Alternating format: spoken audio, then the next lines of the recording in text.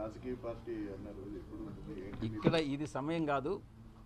విజయవాడలో శ్రావణ మాసం 3వ వారంలో 4వ వారంలో కానీ శ్రావణ మాసంలో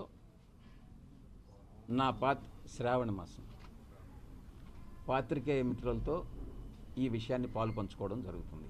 అంటే కేంద్రంలో బీజేపీ బాబాయ్ చేస్తుంది, రాష్ట్రంలో చేయట్లేదు అంటారు. మీరేమన్నా కేంద్రంతో ఏమన్నా మీకు సంబంధం? నాకు ఆ అవసరం లేదు.